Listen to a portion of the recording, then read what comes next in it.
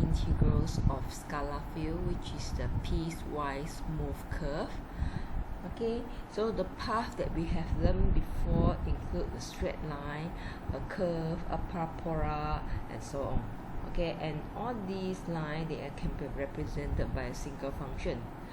Okay, in this case we can also have the piecewise function as the path. Piecewise means that the path is contributed by a few curves. Okay, so this is piecewise function. So let's look at one example. That is example 4.15. You can refer to page 149 of your module. Okay, so for this example, you have to evaluate this line integral, and the C, okay, which is the curve, okay, consists of the portions of arc of circle, okay, x squared plus y squared equals to 1. So the piecewise function, okay, the curve include a portion, okay, a part of a circle, okay, which has the radius of 1. Counterclockwise from 1 0, okay, from 1 0 to 0 1, straight line segment from 0 1 to 0 0, and 0 0 to 1 0. So there are a few sections here. Okay, so we have to find the line integral for each of the path one by one. So we focus on the C1 first. Okay, for C1, it is a part of a circle, and the equation of the circle can be represented by this one. Okay, so we have a few options as we learned before. We can convert the x to y, okay, to t, okay, something like this, or we can convert the whole thing to be x or y. Okay, in this case, I would like to convert it to a function which has only t. Okay, so I represent my x equals to cos t and my y equals to sin t. Okay, so when I perform the differentiation with respect to x, I will get negative sin t and y equivalent to cos t. So I replace my x, y, dx, dy, okay, into the variable, okay, into the equations, okay, that has only one variable t. Okay, so here you have t, dx, you get it from here, and x is this one, and dy is this one. Okay, so for this thing, okay, it can be simplified as 1. Next, we are going to find the interval for the t.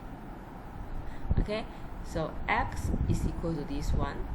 Okay, look at the initial value of my x is 1, and it becomes 0. Okay, so when it is 1, my t will be equivalent to 0, and when the x equals to 0, okay, my t will be equals to pi over 2. So in this case, my t is from 0 up to pi over 2. Okay, so I will insert it here, 0 up to pi over 2, and I can press calculator. I will get this answer. So be careful when you press this thing. Okay, you have to press cos t square. Okay, you cannot put the square in between the cos and t. Okay, you will get error notification from your calculator. Okay, after we complete the C1, let's move on to C2. So what is C2? C2 is this line. Okay, move from 0 1 to 0 0. So for this line, the x value, right, 0 1 to 0 0, the x value remains 0. Am I right? So for this one, when the x remains 0, the dx, of course, it is also 0, and the y is from 0 up to 1. For this case, okay, so whatever parts that has an x or dx, they will automatically become 0. So for the second path, it is 0.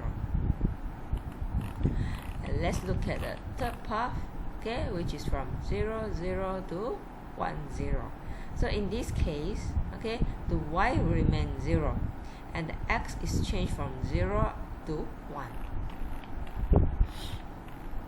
Okay, y 0, dy will be 0, x from 0 up to 1. So here your y will be 0. Okay, here this term will disappear. Okay, so you left this one, x squared dx. Okay, and the x interval is from 0 up to 1, so you will get 1 over 3. Okay, 1 over 3. So when you combine the answer from each of the integral, okay, you will get your final answer equals to negative 1.45. So for the line integrals of piecewise smooth curve, it is actually combinations of line integral of scalar field, okay, in plane. Okay, you just add them together. Okay, so now we will move on to the line integral of scalar field in space. Okay, in space. So when it says that in space, it means that it is in 3D. Okay, so previously all the line integrals of the scalar field is in 2D, right? So in this case it is 3D. So you can refer to page 150 of your module. We will look at one example. Example 4.17, page 151 of your module. Okay, so you have to evaluate this line integral. Okay, where the C is the straight line segment as shown in the figure beside. Okay, you can look at your module. So this one is your C. Okay, it is started from 0, 0. After that it is move on to 2, 0, and then after that it is 2, 0, 2, and after that it is 0, 2, 0. Okay, so you have to find the line integral. So this line integral, okay, in space is quite similar to the line integrals of the piecewise, okay, curve. Okay, we have to do it one by one.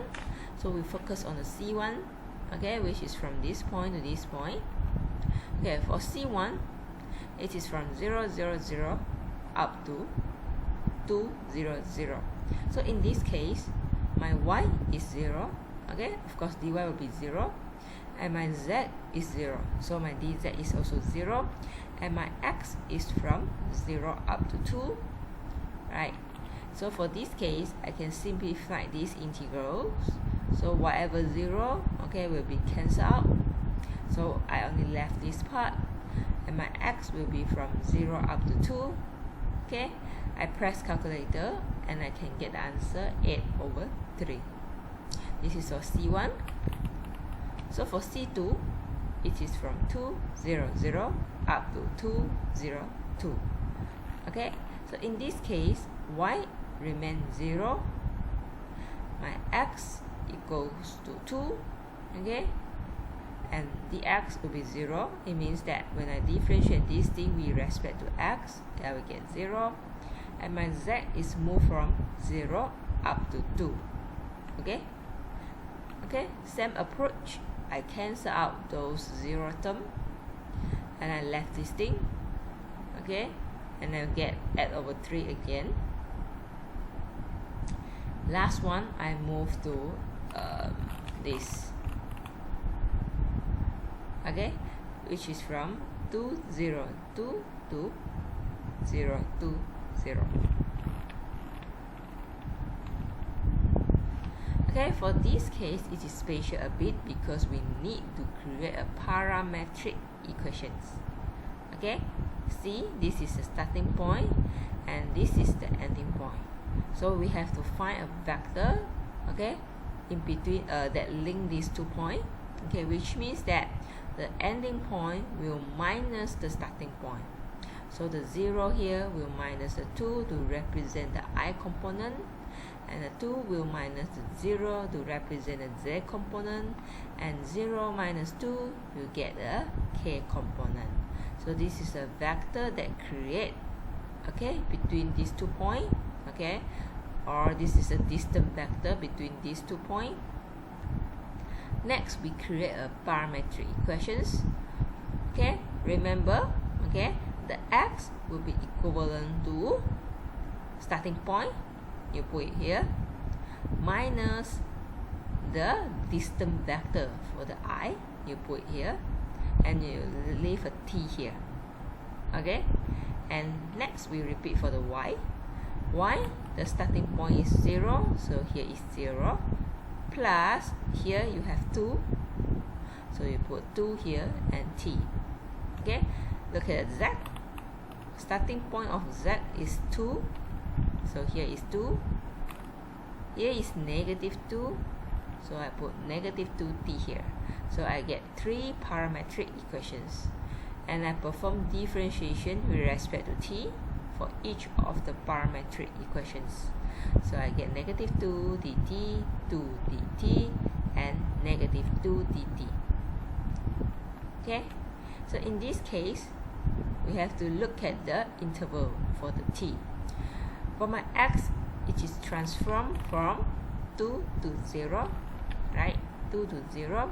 When my x equals to 2, so this is the parametric equation here. When my x equals to 2, I will get my t equals to 0.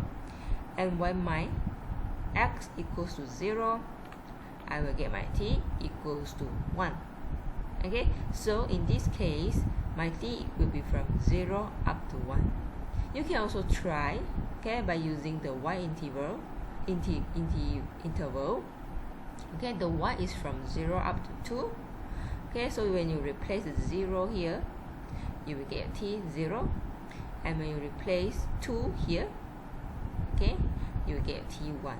So from both, okay, substitution, you should get the same interval for your t. Okay, so now for the C3, okay, my interval will be from 0 up to 1. All the x, y, dy, z, dz, you have to replace it, okay, by using the parametric equations that you derived just now. Okay, so as the result, okay, you can press calculator part by part if this is too long for you. Okay, so for this section, I get this one, and for this section, I get this one, and this section, I'll get this one, and finally the answer is negative 4. Okay, so last step is to combine. Okay, combine the answer from all the line integral. Okay, so I will get my final answer, which is 4/3.